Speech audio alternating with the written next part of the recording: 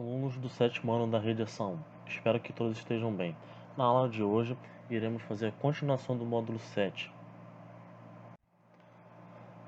Nas aulas anteriores, trabalhamos os aspectos econômicos da região Centro-Sul, trabalhamos características naturais de solo, clima, relevo e vegetação, e na aula de hoje, especificamente, iremos trabalhar os aspectos populacionais da região Centro-Sul.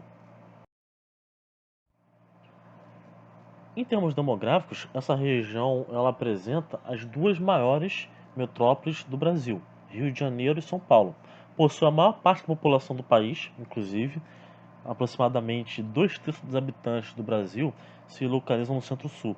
E além disso, também registra os maiores índices de urbanização e as maiores densidades demográficas, ou seja, a maior concentração populacional por território, à medida que em outras regiões, é o caso da Amazônia, por exemplo, pelo fato de o território ser maior, ser mais extenso e a população ser menor, a densidade demográfica, consequentemente, acaba sendo pequena.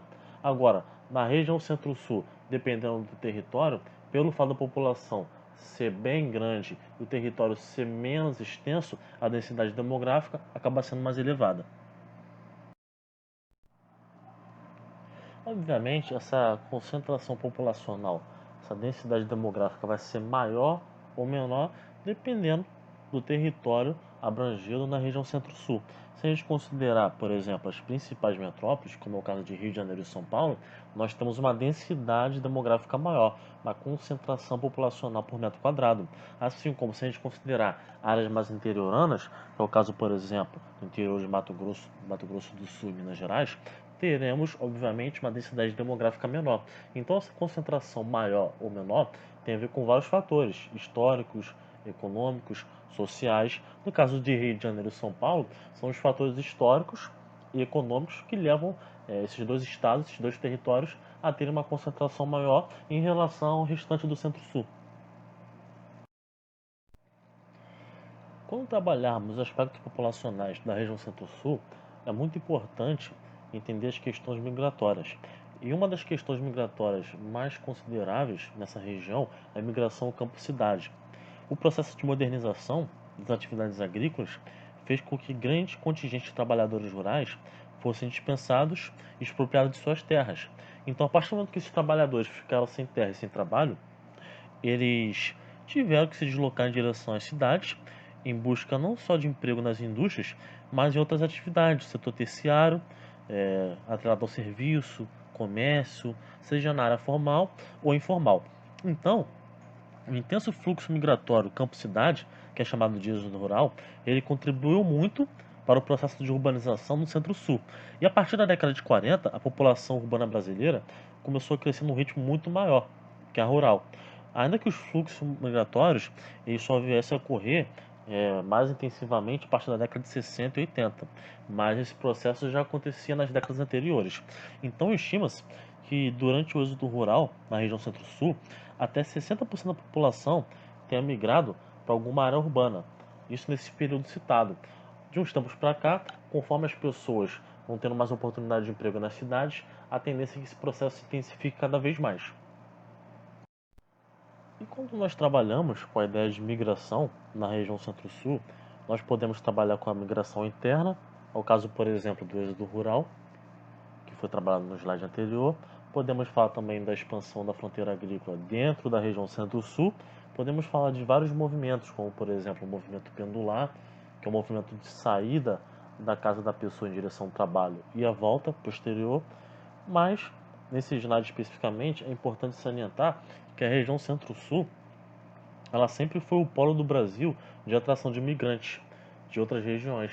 Principalmente, essas migrações são oriundas da região Nordeste, num contexto em que muitas pessoas ficaram sem emprego no campo e saíram não só em direção às cidades do Nordeste, mas em direção às cidades principalmente do Centro-Sul. Então, durante muitos anos, durante muitas décadas, a região Centro-Sul estabeleceu-se como principal polo de atração de imigrantes de outras regiões do país. Obviamente que o processo de êxodo rural se intensificando na região Centro-Sul, esse processo compartilha diretamente para a urbanização ocorrer.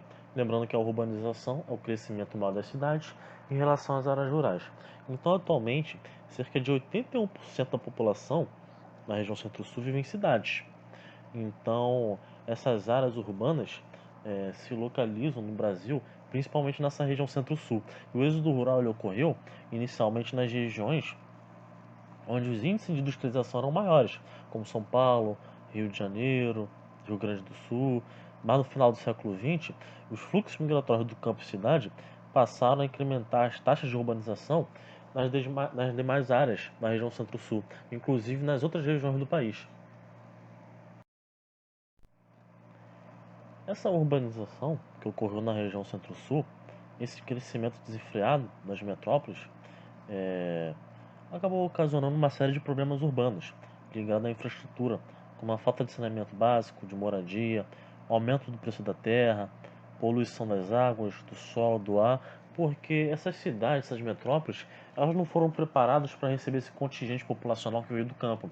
Porque esse êxodo rural aconteceu de maneira muito repentina, muito intensa, à medida que as máquinas, de maneira muito brusca, começaram a ocupar o lugar do homem no campo e as indústrias, de maneira muito rápida também, começaram a chegar nas principais cidades brasileiras, principalmente no Centro-Sul.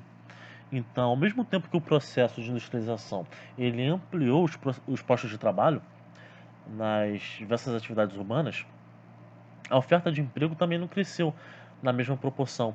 Então, isso levou a população, parte dela, a migrar para o mercado informal. Então, essas pessoas que trabalham no mercado informal, elas trabalham sem carteira assinada, sem garantia de emprego, sem aposentadoria. E a partir disso, as desigualdades sociais, ao longo do processo de urbanização, cresceram. Então, a partir do momento que eu tenho a urbanização desenfreada e a oferta de emprego, né, não é proporcional a esse incremento da população nas grandes cidades, eu tenho uma série de problemas urbanos ligados a isso. Os principais deles são o aumento do desemprego, o aumento da violência urbana e submoradia. Muitas pessoas hoje em dia não têm acesso a moradia de qualidade ou sequer têm acesso à moradia.